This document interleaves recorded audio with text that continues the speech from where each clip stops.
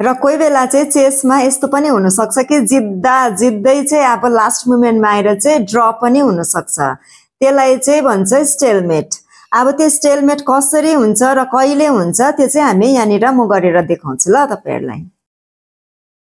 र अब यो पोजिसन छ हैन, यति बेला चाहिँ अब अगर मैले चेकमेट दिनु पर्यो भने चाहिँ मैले क्वीनलाई चाहिँ यहाँ लिएर आए भने चाहिँ यो चाहिँ चेकमेट हुन्छ।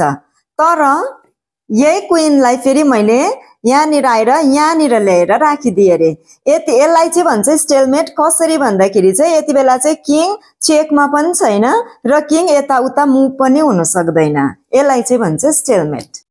र यो स्टेलमेटको मतलब चाहिँ यो हो कि कोही पनि जित्दैन, म पनि जित्दिन, म आफूसँग खेल्ने अपोनेन्ट पनि जित्दैन, यति बेला चाहिँ ड्र हुन्छ। ल म अब चाहिँ तपाईहरुलाई एउटा क्वेशन सोध्छु ल। व्हाइट किङ यहाँनिर छ हैन, व्हाइटको टर्न, मैले व्हाइट किङ यहाँनिर लिए हो। अब यो अब ब्ल्याकको टर्न हो है, तर यो पोजिसनमा चाहिँ अहिले स्टेलमेट छ कि छैन तपाईहरुले सोचिरहनु भएको होला है। अब यति बेला चाहिँ एकदम स्टेलमेट भयो भनेर हैन, तर यहाँनिर चाहिँ स्टेलमेट भएको छैन किनकि ब्ल्याकको टर्न हैन मुभ हुने, तर ब्ल्याकको पोन अझै पनि यहाँनिर एउटा छ हो, त्यही कारण ब्ल्याकको पोन अगाडि मुभ हुन सक्छ, त्यही कारण यो अहिले स्टेलमेट भएको छैन। र अब व्हाइटको टर्न हो। अब चाहिँ व्हाइटले एक ही मुभमा चेकमेट दिन्छ। कसरी भन्दा चाहिँ व्हाइट यहाँ आएपछि चाहिँ चेकमेट हुन्छ। र अब मेरोमा चाहिँ हाम्रोमा चाहिँ एउटा क्वीन र किङ छ हैन, अपोनेन्टकोमा चाहिँ खाली एउटै किङ मात्रै छ हो। अब योलाई यहाँ ल्याउनको लागि चाहिँ धेरै मुस्किलले मैले यहाँनिर कर्नरमा लिएर आएको छु।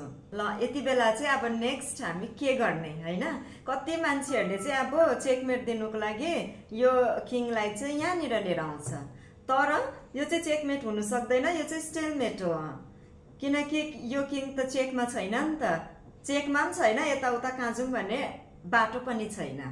र एक्चुअलमा चाहिँ कसरी मुभ गर्नुपर्ने भन्दा चाहिँ अब क्वीन छ नि, क्वीनलाई हामी अलिक यता मुभ गर्नेवाला छौँ। किन भन्दा चाहिँ यो किङलाई पनि अलिक स्पेस हुनु पर्यो नि त यताउता जानुको लागि हैन, अनि मात्रै त हामी चेकमेट दिन सक्छ है।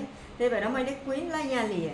अब यसको टर्न हैन, त यो वान स्टेप यहाँ आयो अरे हैन, र अब हाम्रो टर्न हैन, त्यही भएर हामी चाहिँ लियौँ किङलाई यहाँनिर हो। अब मैले किङ यहाँ लिएँ हैन, अब ब्ल्याकको टर्न, ब्ल्याक फेरि यहाँनिर मुभ गर्यो हो। र अब यति बेला चाहिँ यो पोजिसनमा चाहिँ हामी एक ही स्टेपमा चेकमेट गर्न सक्छौँ। कसरी भन्दा चाहिँ क्वीनलाई चाहिँ लिएर यहाँनिर राख्यो भने यो चाहिँ चेकमेट हुन्छ।